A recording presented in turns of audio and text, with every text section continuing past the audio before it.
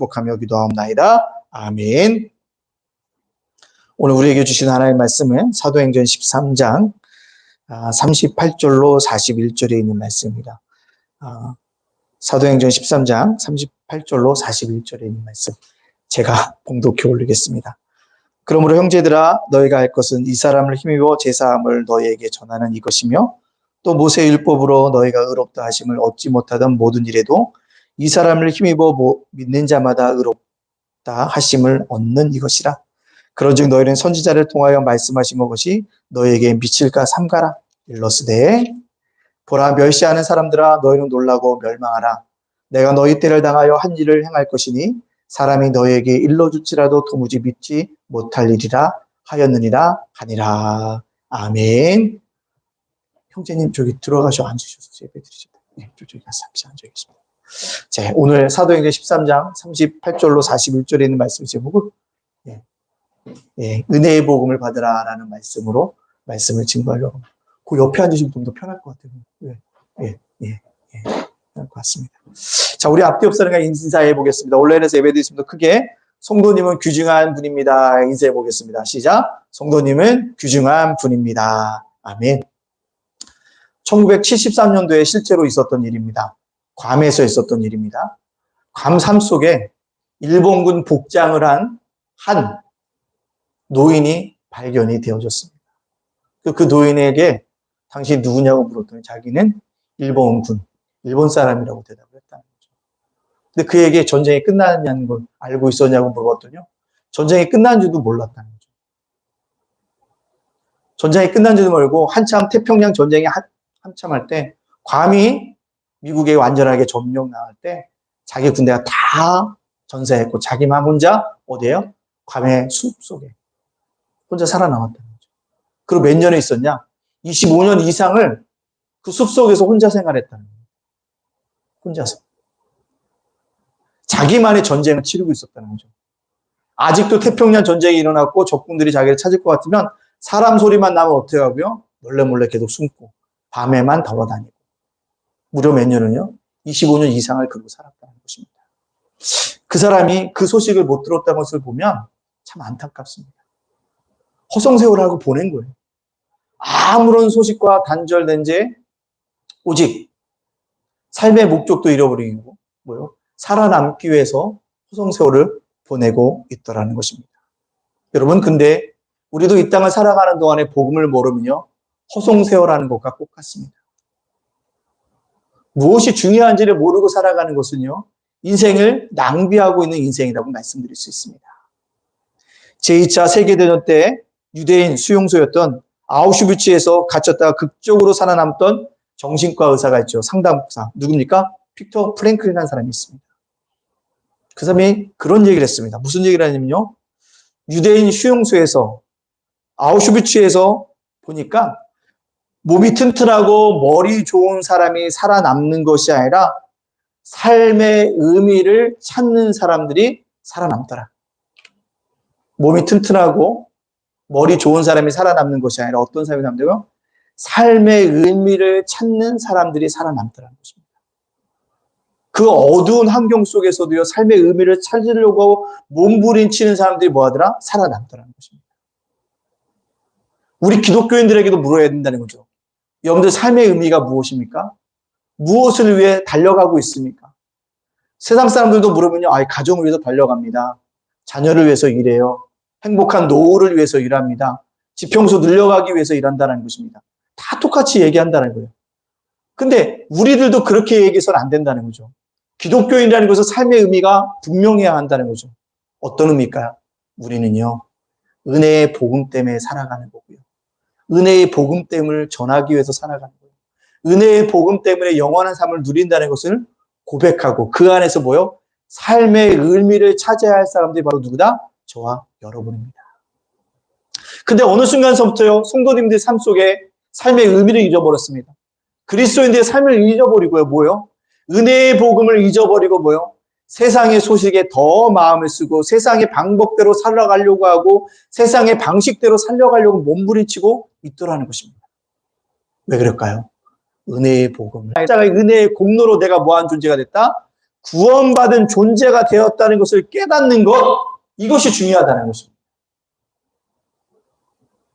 근데 아직도요, 세상의 방법으로 구원받으려는 사람들이 많다는 것입니다. 세상의 관점을 가지고 구원도요, 공도와 선을 행하려고 한다는 것입니다. 로마서 4장 5절에 뭐라고 얘기합니까? 이를 아니할지라도 경건하지 아니한 자를 의롭다 하시는 이를 믿는 자에게는 그의 믿음을 의로 여기시는. 이를 아니할지라도, 내가 구원받기 위해서 어떤 일을 아니할지라도 예수를 믿으면 내가 제사함을 받고 의롭게 됨을 믿는 자들마다 뭐요? 그 믿음을 주님께서 의로 여겨주신다는 것입니다. 이것을 깨닫는 것이 모두보다 바로 은혜의 복음을 깨닫는 것입니다. 근데 어느 순간부터 우리가 은혜의 복음을 놓쳤어요. 주님의 은혜 아니면 살 수 없다고 하는데 돈 아니면 살 수 없다고 얘기하는 게 우리입니다. 복음을 안 들어도요, 돈 벌러 나아가야 된다고 생각하는 것이 저희들입니다. 내가 가지고 있는 거 아무것도 아닌데 후불면 없어질 것인데 그렇다고 살아가고 있다는 것입니다. 어느 날 우리 5층에 우리 건너편에 사무실이 있어요. 사무실이 있는데 우연찮게 그 사무실에서 근무하시는 여직원과 이야기를 하게 되었습니다. 아니, 요새 사장님이 보이지 않으세요? 그랬더니 목사님 모르셨죠? 그럼 당연히 모르죠. 왜요? 그랬더니 지난주 금요일날 돌아가셨어요. 제가 만난 게 화요일날인데 그 전주 금요일날 돌아가셨대요. 금요일, 토요일, 주일 장례 치르고 직원들이 다 가서 장례 치르고 월요일날 쉬고 오늘 출근했는데 목사님을 딱 만났는데 목사님 그걸 여쭤보시네요. 목사님, 우리 사장님 왜 그렇게 빨리 가셨을까요? 재산도 많고요. 지금 유가족들이 처리할 재산 문제가 너무너무 많은데 어떻게 해요? 그걸 놔두고 가셨을까요? 그런 얘기를 하는 거예요. 쓰지도 못하고 가셨어요 라고 얘기하는 거예요. 여러분, 우리 인생이 하나님의 부르심은요, 아무리 많은 재산이 있다 할지라도, 아무리 많은 평생 살다 할지라도 뭐합니까? 갑니다. 근데 죽음 이후의 삶을 준비하셔야죠. 그래서 뭐가 필요하다? 은혜의 복음을 받으라는 것입니다. 은혜의 복음은 필요하다는 것입니다. 오늘 제1차 전도여행을 떠나서 사도 바울이 비시디오 안디옥 해당에서 설교하고 있습니다. 첫 번째 설교 대목이 뭐겠습니까? 구약시대는 하나님 마음에 맞는 사람을 찾는다. 다윗에 대한 설교를 했고요. 두 번째 대목이 뭡니까? 하나님은 반드시 약속을 이루어 주신다라고 얘기하고 있고요. 오늘 세 번째 설교의 대지가 뭡니까? 은혜의 복음에 대해서 얘기합니다. 은혜의 복음 누굽니까? 예수님. 마음에 맞는 사람 다윗의 후손 예수 그리스도. 하나님의 약속에 이루어진 사람 누구? 예수 그리스도. 은혜의 복음의 중심에 있는 분 누구? 예수 그리스도를 증거하고 있다는 사실입니다. 우리 사도 바울은 우리들에게 이 은혜의 복음을 받아들이고 믿는 자에게 복되라라고 설교하고 있습니다. 그렇다면 은혜의 복음이라는 것 어떤 뜻일까요? 은혜의 복음이 무엇일까요? 은혜의 복음이 나를 어떻게 살릴까요? 은혜의 복음의 목적은 무엇일까요? 은혜의 복음이 무엇인가를 우리가 살펴봄으로 말미암아 은혜의 복음을 받음으로 말미암아 은혜롭게 살아갈 수 있는 저와 여러분이 되어지기를 간절히 소원합니다. 첫 번째요. 은혜의 복음에는 분명한 목적이 있습니다. 뭐예요? 은혜의 복음요. 사람이 목적입니다. 은혜의 복음은 뭐예요? 사람의 목적이라는 것입니다. 하나님의 역사의 주관자이십니다. 그러나 하나님이 행하시는 목적은 항상 누가 있어요? 사람이라는 목적어가 있다는 것입니다. 사람을 위하여 일하시는 하나님, 사람을 구원하시기 위하여 예수 그리스도를 이 땅에 보내주신 하나님, 사람을 위하여 사랑하시는 하나님, 항상 뭐요? 사람을 목적으로 두시고 일하시는 분이 누구다? 하나님이십니다. 따라서 은혜의 복음을 우리에게 주신 이유도 뭐다? 사람인 것입니다. 사람은 뭐 하시기 위해서요? 구원하시기 위해서요. 영원한 생명을 우리에게 주시기 위해서 뭐 하셨다는 거예요? 주님이 이 땅에 예수님을 보내주셨습니다. 예수님이 분주히 나를 위해서 일하시는 건 무엇입니까? 구원받기 위해서입니다. 또 뭐예요? 은혜 가지고 살아가라고 우리들에게 말씀하시고 있다는 거예요. 하나님은요, 430년 동안 애굽에 종살이했던 이스라엘 민족에 한 영혼 한 영혼을 부르짖는 소리를 들으시고요. 그들을 구원하셨습니다. 오로지 누구예요? 그들을 위해서 고통 중에서 시름하는 이스라엘 백성 그 한 영혼 한 영혼을 애굽에서 구원하시기 위해서 그들을 위해서 출애굽의 놀라운 역사를 이루어 가셨습니다. 한 영혼 한 영혼에서요. 또 누굽니까? 하나님은요, 자기 마음에 맞는 다윗을 하나님의 사람으로 세워가기 위해서요. 사울왕의 핍박도 이겨나가게 하여 주시고 다윗에게 사람도 붙여주시고 그게 뭡니까? 하나님 마음에 맞는 굉장한 위대한 왕으로 하나님께서 그를 뭐합니까? 사용하여 주시고 붙들어 주셨습니다. 다윗의 한 사람을 위해서. 죄와 허물로 죽었던 우리들을 구원하시기 위해서 이 땅에 누가요? 예수님이요. 초라한 마구간에서 태어났고요.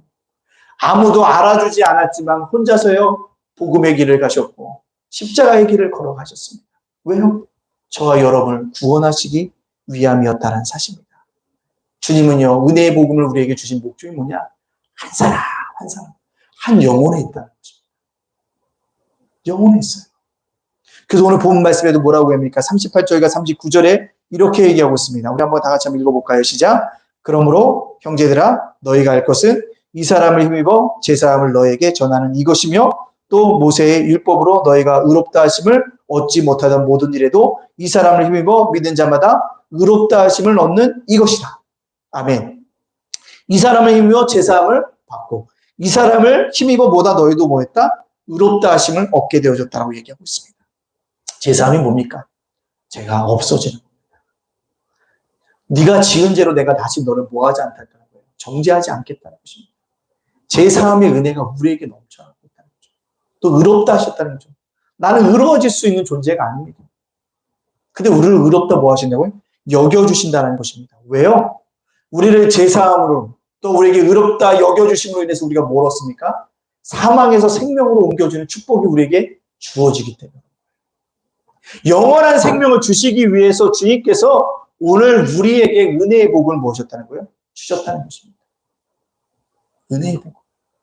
근데 우리는 그 은혜의 복음이 필요치 않다라고 생각할 때가 있다는 것입니다. 왜요? 나의 목적과 맞지 않을 때. 나는 당장 이때 하나님의 기도가 응답되어야 되는데 그러지 않을 때라는 것입니다. 지난주에요. 약속은 이루어진다는 설교를 했더니 한 성도님이 저에게 이렇게 질문하셨어요. 목사님, 네. 하나님 모든 약속을 지켜주신다고 했는데 왜 제 약속을 안 지켜주죠? 제가 바라고 그토록 원하는 것이 있었는데 그걸 가지고 기도했는데요. 하나님이 이루어진 게 없어요. 라고 얘기하고 질문합니다. 그래서 제가 그분에게 했어요. 맞아요. 저도 기도해도요. 하나님 모든 것을 다 응답해 주시는 것은 아닙니다. 응답해 주지 않는 건 훨씬 많아요. 왜 그럴까요?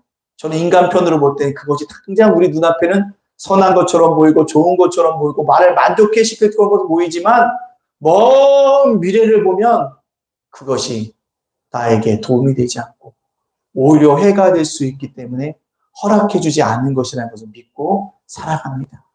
라고 고백을 했습니다. 그렇습니다. 여러분, 우리의 안목은요 넓지 못해요. 우리의 사고가 깊지 못합니다.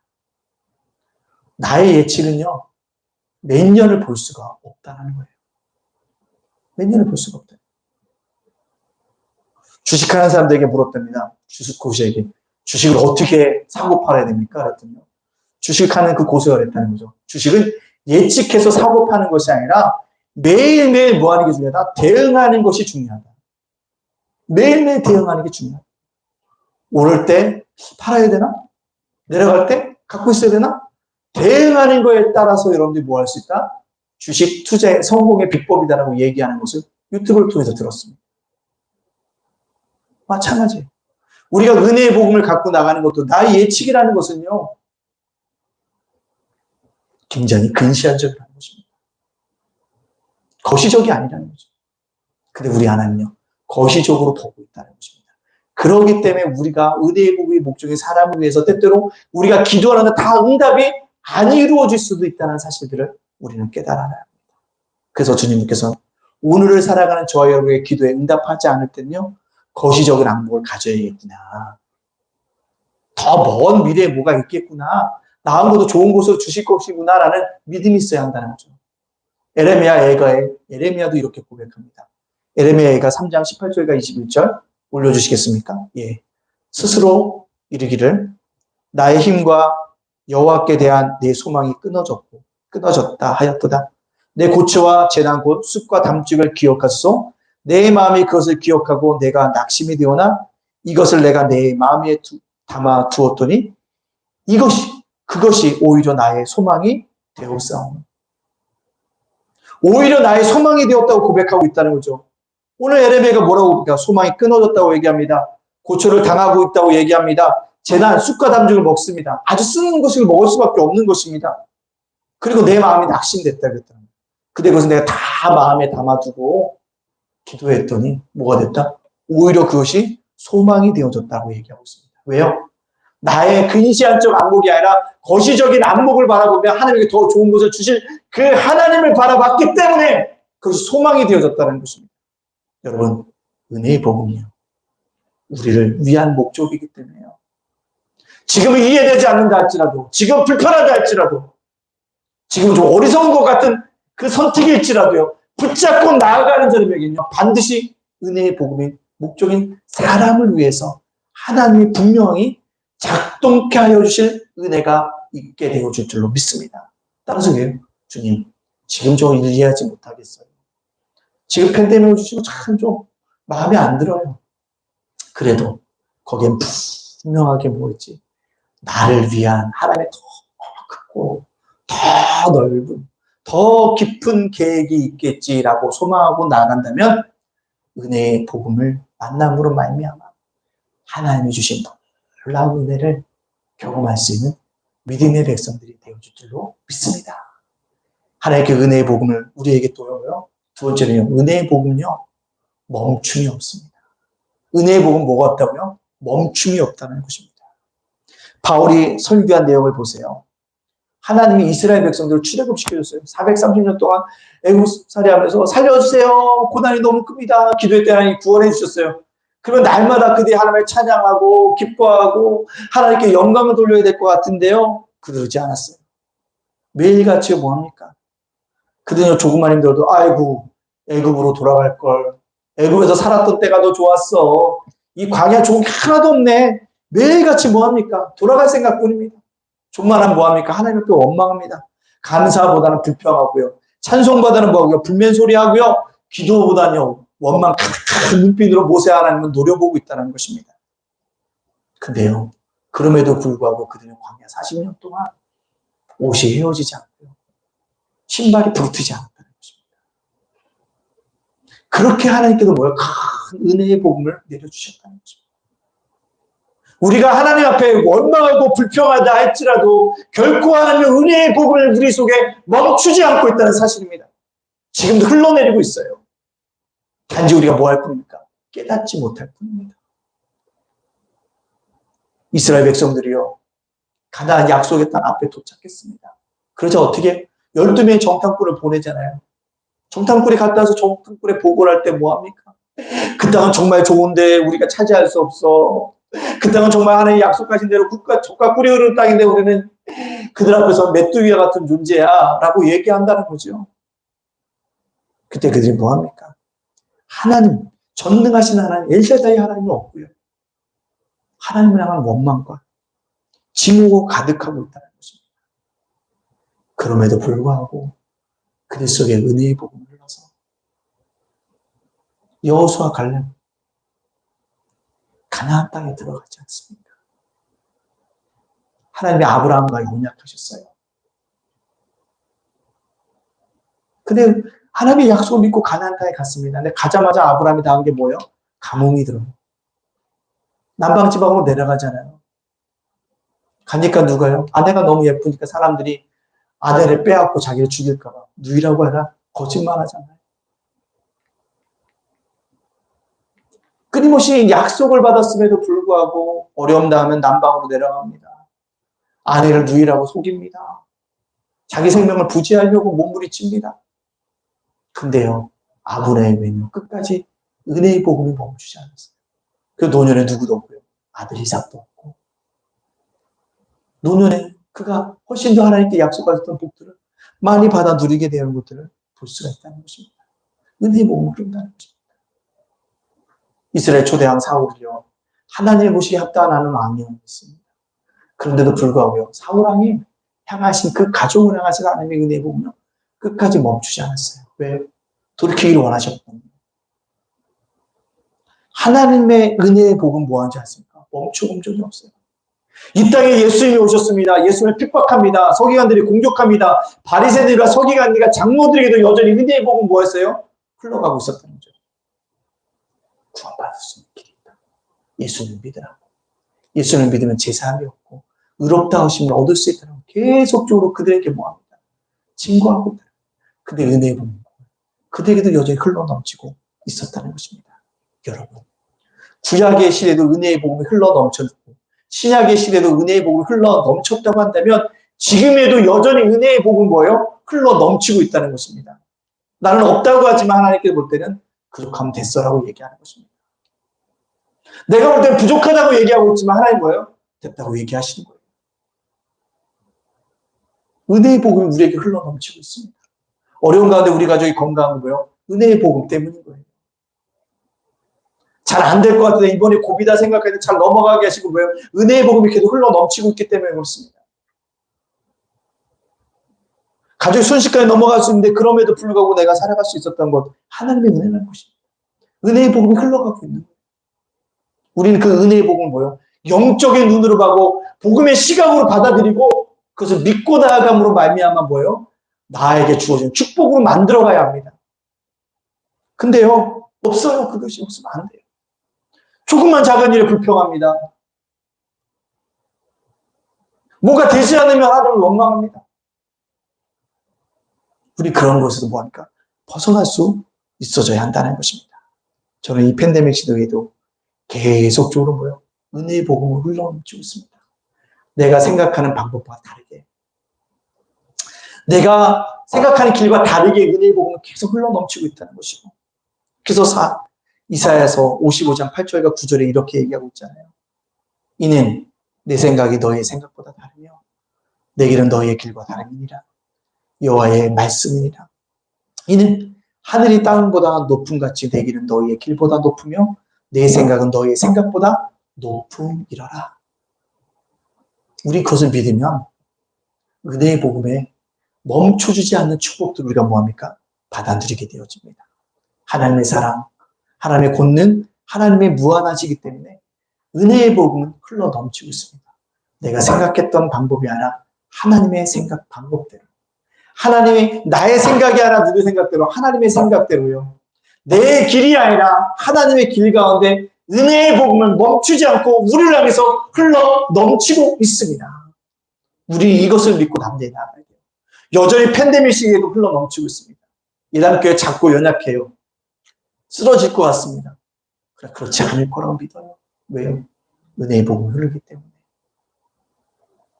친구들끼리 모여서 얘기를 해보면, 친구 목사들끼리 해보면 우리 교회처럼 주일날 온라인 예배 드린 거 없어요. 다 토요일날 예배 드리고 영상 찍고 주일날 보면 돼요. 근데 11시 예배 지켜야겠다는 생각 때문에 온라인 예배 드리는 거고요. 성도님들에게도 19명까지는 올라올 수 있다고 계속 광고하는 겁니다. 믿음을 갖고 올라오십시오. 교회를 누가 지켜갑니까? 예수님이 지키십니다. 누구를 사용하십니까? 성도들을 사용하십니다. 은혜의 복음은 멈추지 않습니다. 많은 사람들이 교회가 망하기를 원하고 있지만 교회는 결코 망하지 않습니다. 세상은 교회를 끊임없이 핍박하려고 하지만 어제 오늘의 일이 아닙니다. 어제도 지켜주셨던 하나님이 오늘도 우리의 교회를 지켜주실 것입니다. 왜요? 은혜의 복음은 멈추지 않기 때문에 그렇습니다. 이것을 믿고 나아감으로 말미암아 멈춰주지 않는 은혜를 경험할 수 있는 우리 예당 가족들이 되어지기를 간절히 소원합니다. 세 번째요. 은혜의 복음을 왜 받아야 될까요? 유일한 소망이기 때문에 그래요. 은혜의 복음이 유일한 소망이기 때문에 그렇습니다. 마지막 여러분들이 의식이 있고 호흡하는 순간에 내 영혼을 누구에게 의탁하겠습니까? 예수님께 의탁해야 되지 않겠습니까? 영원한 하나님 나라를 소유할 수 있는 것은 은혜의 복음뿐이라는 것입니다. 따라서 사람에게 유일한 소망은 은혜의 복음뿐이에요. 이 복음을 믿음으로, 예수를 믿음으로 제사함을 받고 의롭게 하심을 여김을 받는 이것 때문에 우리에게 복음은 소망이 되어진다는 것입니다. 은혜의 복음요, 인간의 성공보다 더 위대하면요, 인간이 실패할지라도 하나님의 목적에 이르게 하신다는 거예요. 그것이 은혜의 복음이기 때문에 뭐예요? 우리는요, 소망이신 예수님을 붙잡아야 됩니다. 은혜의 복음을 붙잡고 나가야 한다는 것입니다. 로마서 4장 25절에 이렇게 얘기하고 있습니다. 같이 한번 읽어볼까요? 시작. 예수는 우리가 범죄한 것 때문에 내줌이 되고 또한 우리를 의롭다 하시기 위하여 살아나셨느니라.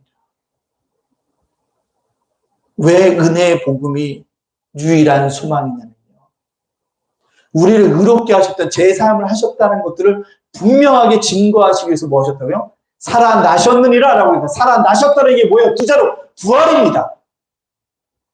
예수의 부활하심으로 말미암아 은혜의 복음이 진정한 소망인 것을 증거하셨고, 우리를 제사함의 증거가 바로 부활이었고, 의롭다 하심의 증거가 무엇이냐면 바로 부활이었다는 사실들을 우리에게 이야기해주고 있다는 것입니다. 은혜의 복음이 우리를 부활케 합니다. 은혜의 복음이 우리를 다시 뭐합니까? 살립니다. 이번 주 친구 목사님 장인어른이 소천하셨어요. 근데 이 친구 목사님이 이 장인어른을 위해서 굉장히 많이 기도했습니다. 왜냐하면요, 이 장인어른이 교회를 수십 년 다니셨어요. 1년 다닌 것도 아니고 수십 년 다녔어요. 우리 친구 목사에게는 평생 다니셨대요. 어렸을 때부터. 아주 어렸을 때부터 평생 다니셨대요. 근데요, 그렇게 오랜 동안 신앙생활을 했는데요, 일이 잘 되지 않거나 마음에 들지 않거나 뭔가 좀 내 마음에 탁 걸리는 것이 있으면 맨날 이렇게 하는데요, 사회 앞에서도 하나님 없다, 예수님 없다, 교회 갈 필요 없다, 기도해도 소용없다, 매일같이 이렇게 얘기했다는 거예요. 마음이 상하기만 하면, 일이 뜻대로 되지 않으면. 그게 굉장히 마음이 목사님 불편했대요. 왜 그게 불편했어? 구원 못 받을까봐, 구원 못 받으실까봐. 근데요, 그 장인어른이 최종적으로 진단을 받고 안양 센병원 호스피스 병으로 이동을 하신 거예요. 그리고 처음에는요, 8인실에 있다가 이제 얼마 안 돼서 1인식으로 다 옮기니까요, 그 다음부터 그분이 달라지더래요. 친구 목사 불러서, 야, 예수님에 대해서 나한테 말씀 좀 해줘. 야, 복음이 뭘까? 내가 죽음이 어떻게 될까? 그걸 자꾸 물은다는 거예요. 그래서 호스피스 1인식 명도에 있을 때는 기도의 이틀이잖아요. 그래서 가서 열심히 그때 막 아멘 하시면서 막 우시면서 그 얘기 하셨대요. 내가 진짜 오랜 동안 어릴 때부터 예수를 믿었는데 뭐만 한다면 하나님 없어, 예수님 없어, 교회 갈 필요 없어, 기도할 필요 없다고 했던 게 지금 뭐냐, 너무 후회된다고 눈물을 흘리시더라는 거예요. 그래서 아버님, 예수 믿으면 천국 가는 거 믿으세요? 아멘. 예수님이 나를 제사한 거 믿으세요? 아멘. 나를 의롭게 하시면 믿으세요? 아멘, 아멘. 그러셨다는 거예요. 그러더니 마지막으로 나도 꼭 잡대. 고맙다고요. 그게 마지막이었대요. 그 의식이 있는 순간에. 그래서 그랬어요. 야, 그래도 장인어른 복되다. 마지막에 그 의식이 있는 순간에 주님이 복음을 붙잡았으니 그 영혼이 얼마나 복되냐. 여러분, 우리 정말로 짧은 인생이에요. 오직 복음은 예수님 뿐입니다. 유일한 소망이신 은혜의 복음을 붙잡아야 합니다. 세상에 어디에 소망이 있습니까? 탈레반이 장악한 카불을 보세요. 공항이 장난 아니잖아요. 탈출하는 사람들이 러쉬를 이루고 있지 않겠습니까? 그리스는요, 뭐요? 40km 철저 멈춰서 못 넘어오게 하고 있대잖아요. 이란도 막고 있대잖아요. 너무 아프간 난민들이 너무 많아가지고. 그것에 소망이 있습니까? 우리나라 정치를 보면 소망이 있습니까? 내년 대통령 선거를 내가 어떤 대통령 뽑을지도 생각되는, 서로 대통령 됐다고 나와서 각 당에서 이야기하는 모습을 보면 참 누가 대통령 되든지 걱정된다. 참 누가 걱정된다. 이게 저만의 생각일까요? 또 우리나라 보세요. 청소년들 매일같이 연예인들 바라보는데 연예인들 매일같이 사건 사고 납니다. 대중들의 인기를 먹고 사는 그들이 소망이 될까요? 또 뉴스를 접해보니까 한 어머니가 공시생 아들 2,000대를 때려가지고요. 사찰에서 죽게 됐다는 사건을 제가 뉴스를 보면서 그 가정에 정말 소망이 있을까라고 생각하게 되어집니다. 이게 오늘 우리 대한민국 21세기 대한민국에서 일어나는 현실 아닙니까? 서로 간에 못 잡으면서 안 되고 서로 죽이려고 하고 서로 간에 계속적으로 뭐 나쁜 사실들을 올리고 여러분 정치, 경제, 연애, 사업, 사회, 가정 물론 교회에도 종교계에도요. 소망이 없습니다. 근데 우리에게 유일한 소망이 있다면 뭘까요? 은혜의 복음입니다. 은혜의 복음이 우리를 뭐합니까? 부활의 신앙으로 새롭게 뭐예요? 인도하고 있다는 것입니다. 여러분 그 복음을 가져야 합니다. 이 분단된 조국, 이 조국을 누가요? 저는 정치인들이 못한다고 생각해요. 종교계가 합니다. 우리처럼 분단된 조국을 갖고 있었던 독일이라는 나라가 있었어요. 독일이요. 서독과 동독으로 나눠졌을 때 합치려고요. 무단히 노력했을 때 서독에서 성 니콜라의 성전에서 목사 7명이 매일같이 기도를 통해서 우리가 통일되기 위해서 기도하자라고 얘기했을 때 7명이 모였어요. 그들이 매일같이 돌아가면서 집회를 인도합니다. 그리고 10만 명이 모였을 때 서독의 총리가 통일은 곧 되겠다. 열망이 있으니까 되겠다. 그 성 니콜라의 성전은. 근데 통일 직전에 그 기도에 참석한 인원이 몇 명이냐? 50만 명이었어요. 그 50만 명이 나왔다는 뉴스가 전파가 탄 다음에 얼마 안 돼서 뭐합니까? 서독과 동독이 통일되어졌습니다. 이게 은혜의 복음인 거예요. 이런 영적인 눈을 가져야 한다는 거죠. 우리나라 6.25 전쟁 때 마지막 최후보루가 뭡니까? 낙동강 전선이잖아요. 낙동강 전선이 위태로울 때 폭격을 해야 되는데 유엔군 비행기가 뜨지 못해요. 왜요? 안개가 너무 자욱해서. 이 안개가 거친 다음에 전쟁을 하면 상황이 끝이라는 생각들을 연합군이 가졌을 때 이스마일이라는 대통령이 뭐라고 해야 합니까?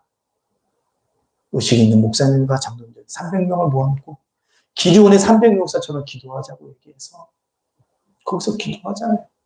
근데 정말 기도회가 끝날 때 안개가 걷히고 연합군의 비행기가 낙동강에 뭐야? 폭탄을 포부로 말미암아 살아남게 되지 않습니까? 분단된 조국도 하나 되어지게 하는 건 누구밖에 없어요. 은혜의 복음뿐이 없습니다. 그래서 우리가 뭐요? 이 은혜의 복음을 뭐합니까? 붙잡고 살아가야 합니다. 또 이 은혜의 복음을 나만 드리면 되겠습니까? 아니에요. 나눠주셔야 합니다. 전해주어야 한다는 사실입니다. 그것이 제일 중요하다는 것입니다. 오늘도 우리가 이 은혜의 복음만이 유일한 소망인 것을 기억하고 이 나라의 분열된 조국의 현실 앞에서 분단된 조국의 현실 앞에서 오직 하나 될 수 있는 것은 뭐예요? 은혜의 복음입니다. 우리 그것을 부어잡고 달려나가야 합니다. 요즘 연령층과 상관없이 가장 즐겨 마시는 것이 있습니다. 뭔지 아세요?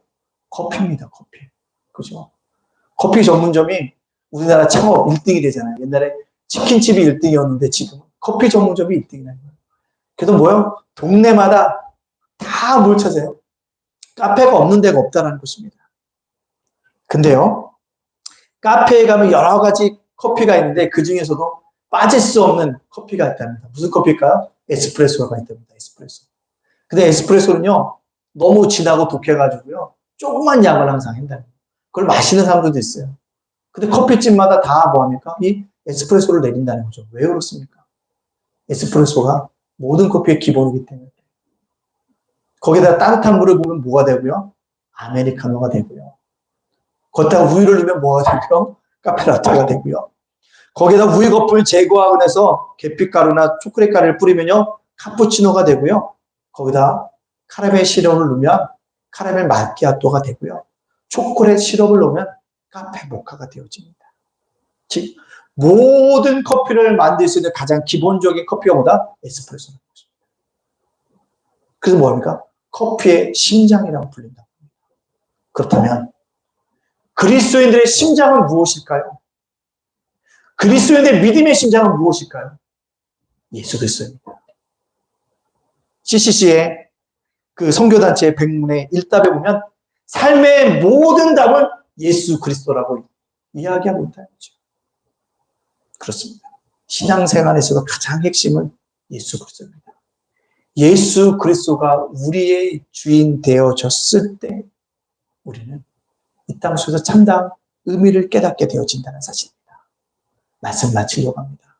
우리가 팬데믹 시대에도 함께 예배드리지 못하는 시대에도 나만 신앙생활은 좀 느껴지는 시대에도 오직 예수님만 은혜의 복음만 붙잡고 살아감으로 말미암아 소망을 주시는 그 하나님을 통해서 세상의 유일한 소망을 만날 수 있는 우리 예담 가족들이 다 되어지시기를 주님의 이름으로 축복합니다. 아멘. 기도하겠습니다. 주님, 그렇습니다.